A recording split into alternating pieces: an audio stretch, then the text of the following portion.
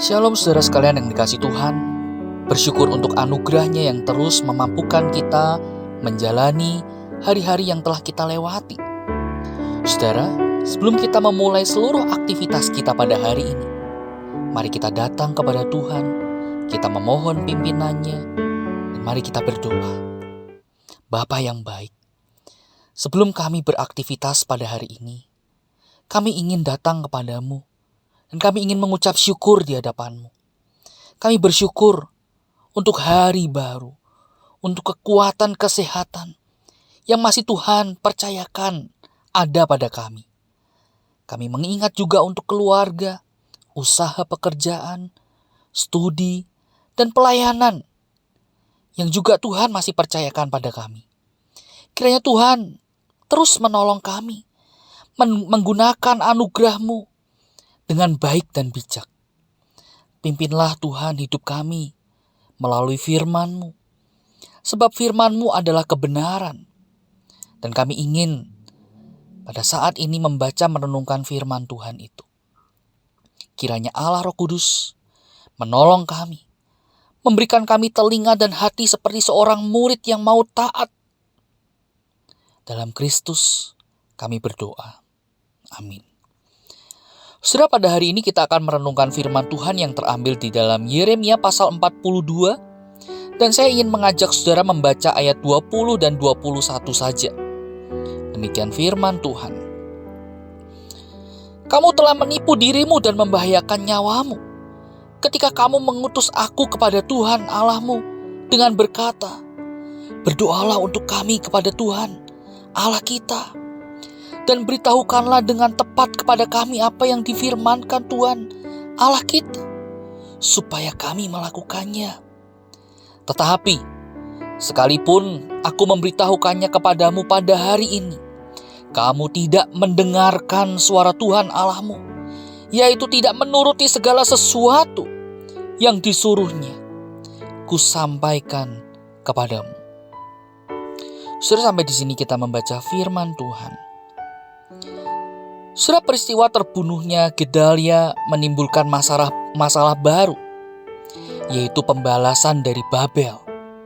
Kita bisa melihatnya di dalam pasal yang sebelumnya, pasal 41. Nah, saudara, bangsa Israel akhirnya begitu ketakutan. Mereka mencoba untuk mencari kehendak Allah melalui Nabi Yeremia. Namun sampai di sini kita patut mengajukan satu pertanyaan.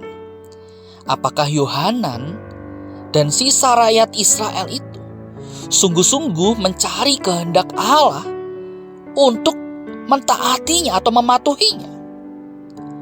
Saudara, dari permukaan, dari penampakannya, saudara, nampaknya pertanyaan mereka itu nadanya tulus dan bahkan disertai dengan janji manis bahwa mereka akan menaati apapun yang nanti Tuhan akan perintahkan.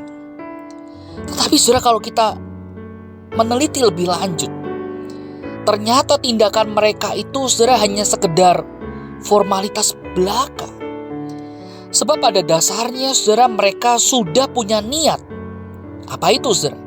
Niat mereka yaitu adalah mereka ingin memberontak, lalu mereka ingin pergi ke Mesir, mencari perlindungan di sana karena mereka menganggap bangsa Mesir dapat memberikan rasa aman yang mereka butuhkan. Dan ketika mereka datang kepada Yeremia, mereka seakan-akan sedang mencari pembenaran atas niatan mereka itu.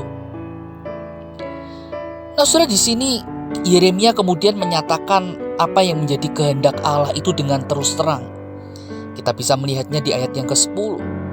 Dan memberitahukan kepada mereka satu peringatan keras untuk mereka tidak melawan apa yang menjadi kehendak atau perintah Allah, di mana saudara, Allah menghendaki mereka untuk tetap tinggal di Yerusalem, tidak lari ke Mesir.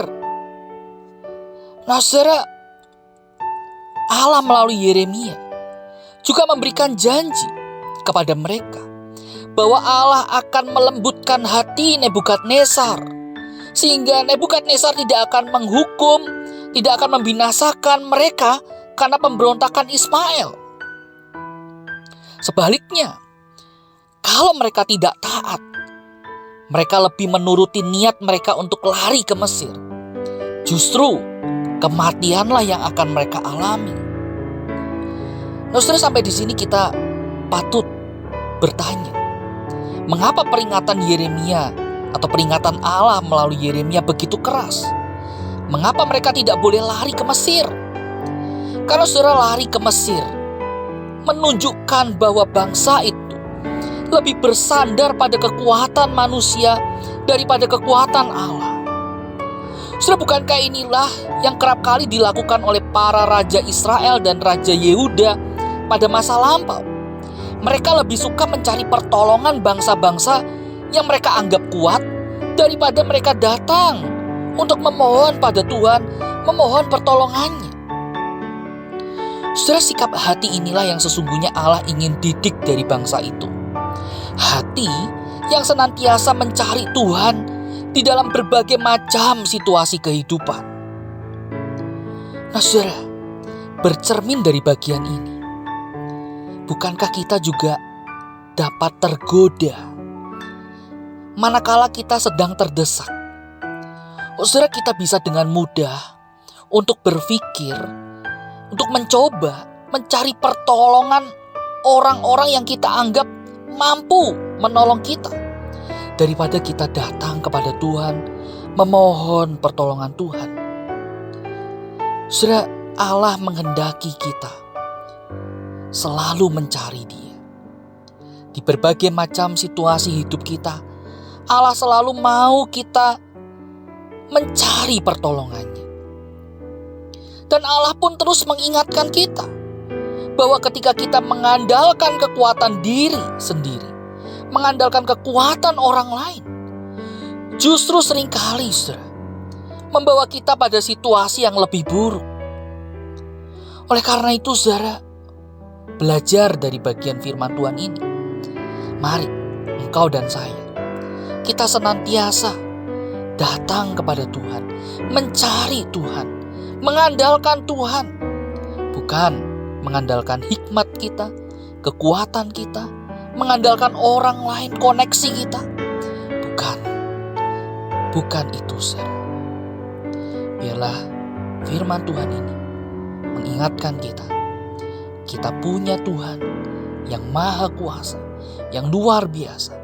Dialah Tuhan yang bisa kita andalkan di berbagai macam situasi kehidupan kita. Dan Tuhan mau kita berserah, kita mengandalkan dirinya. Mari kita berdoa.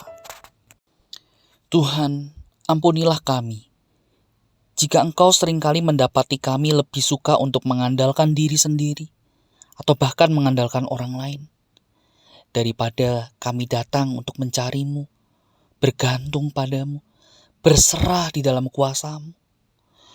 Oh Tuhan, tariklah dan ajarlah kami untuk senantiasa mendekat pada-Mu dan menyerahkan seluruh kehidupan kami di dalam tangan kasih-Mu.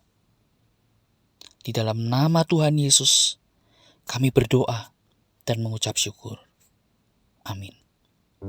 Selamat pagi, Tuhan Yesus memberkati kita sekalian.